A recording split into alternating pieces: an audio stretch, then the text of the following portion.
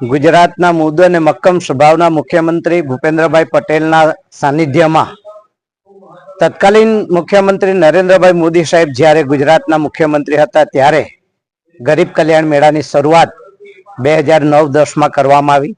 અવિરત આજે ચાલુ રાખીને 14મા તબક્કામાં આ ગરીબ કલ્યાણ મેળો પહોંચ્યો છે.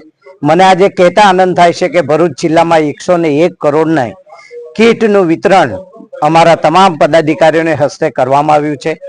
ગરીબ કલ્યાણ મેળાથી જે છેવાડાનો માનવી લાભાર્થીથી વંચિત રહેતો હતો એવા લાભાર્થીને ચોક્કસપણે લાભ મળે અને એની સાથે સાથે ચોખ્ખાઈ રાખવામાં આવે. ચોખ્ખાઈનો મતલબ છે કે વચેટિયા કોઈ ન હોય, એવા વચેટિયાને દૂર કરવાનું કામ પણ દેશના વડાપ્રધાન નરેન્દ્રભાઈ મોદી સાહેબે કર્યું છે અને આજે ભૂપેન્દ્રભાઈ પટેલ પણ એ જ રસ્તે ચાલી રહ્યા હોય અને હું ચોક્કસપણે કહી શકું છું કે ગરીબ કલ્યાણ મેળાથી લોકોનું જીવન ધોરણ ઊંચું આવશે.